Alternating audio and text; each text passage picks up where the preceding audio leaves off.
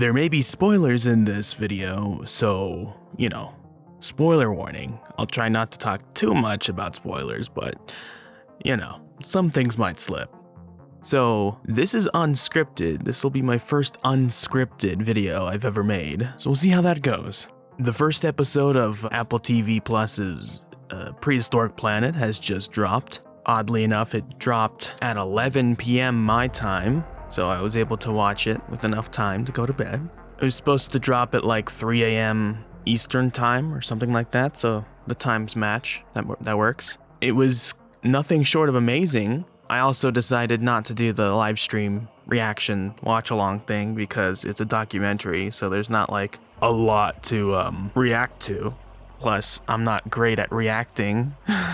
I only react at like specific points, and plus commentary would be unnecessary since I want to make my own like in-depth review based on my own research, knowledge, and based on the live tweets that Dr. Darren Naish is going to be going through, and after seeing all of the tweets that all of the other experts and stuff will be, talking about. So the first episode was Coasts. The main, characters that we followed was Hank and his family, the Plesiosaur family, and the pterosaur nesting ground. I won't spoil what happens, even though it's a documentary, so I personally don't really get the whole spoiling thing. Like, it's not like a story, so whatever. Watching it, I was under the impression that there would be more that hasn't been shown, and there was,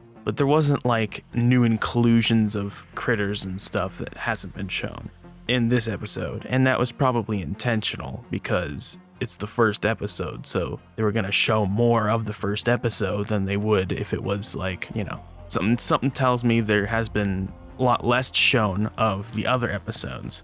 In regards to the filmmaking, it was breathtaking, like amazing.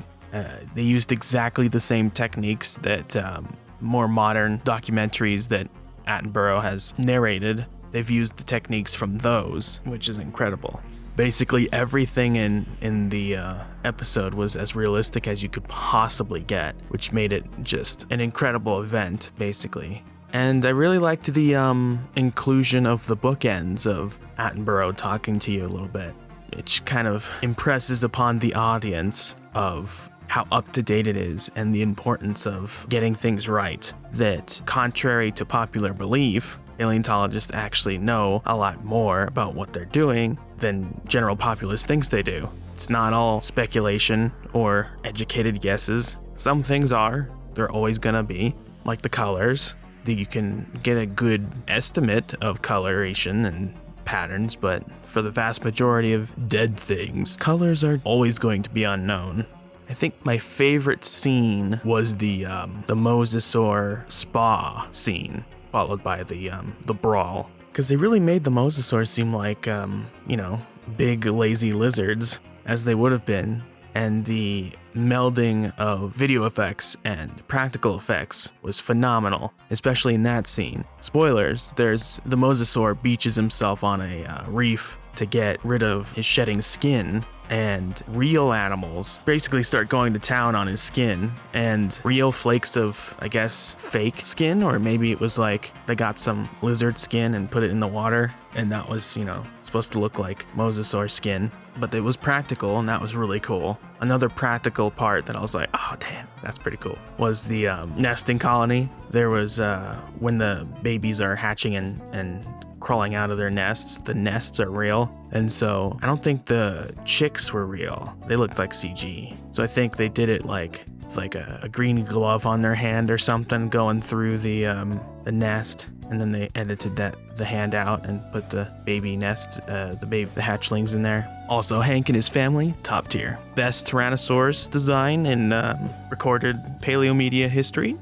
I think so. There is about a 5-minute explanation of some of the science behind the episodes that I'm assuming will be coming out with each episode. It's called Prehistoric Planet Uncovered, and it has Attenborough and Dr. Darren Naish talking to the audience, at least this first one. My only complaint is that it needs to be like 3 times the length, because they only talked about, if I recall correctly, they only talked about whether or not T-Rex could swim, but they didn't talk about like the size of plesiosaur pups when they're born, or they didn't talk about whether or not the plesiosaurs give live birth. In the episode, they talked about pterosaur eggs being leathery. They could have explained that in the explanation thing. And they could have talked about mosasaur skin, and they even referenced a fossil that was basically of a mosasaur skull that had been cracked and then had mosasaur teeth in it, suggesting that mosasaurs fought, but they could have showed that at the end. That would have been really cool. But as is, it is really neat. And I think they stuck with the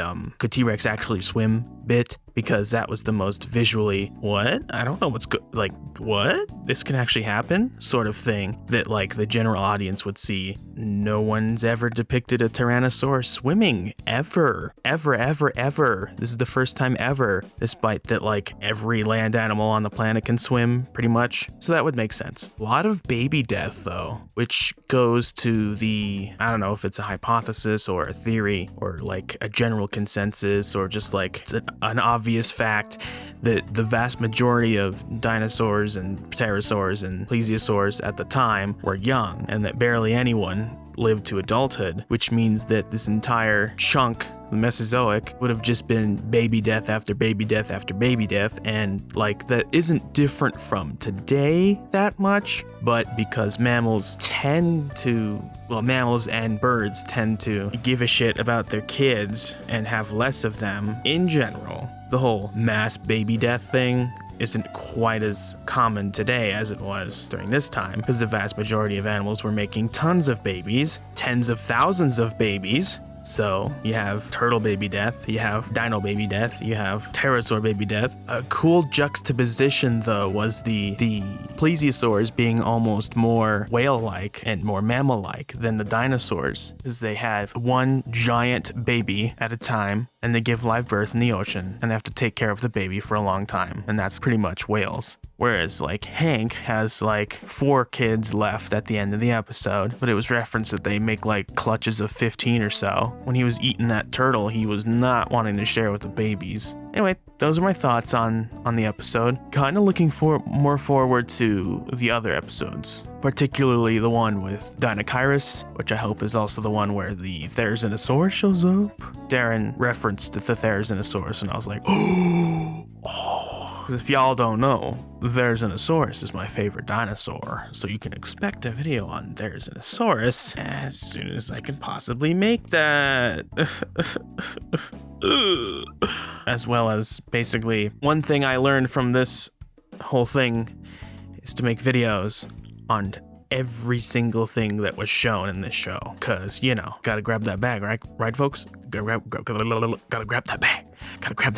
Alright, so a more in-depth review of Prehistoric Planet will be coming out as soon as I can. I'll probably wait, I don't know, because I could probably get it up earlier. It would make sense to wait like a week, till, start putting them out next week. But we'll see. Thanks for watching. I hope you watch Prehistoric Planet. It's only $5 for a month, which is cheaper than the vast majority of movie tickets, so you can get that. And if you can't get that, you can get a free trial, which is 7 days, and the documentary is coming out on 5 days, so that kind of works. You don't need an Apple device to watch it. You can watch it on the website, although there might be some geography restrictions for some reason, and those are exceptions to the rules, so sorry. So thanks for watching. Like, comment, and subscribe for more. See you here tomorrow for episode 2.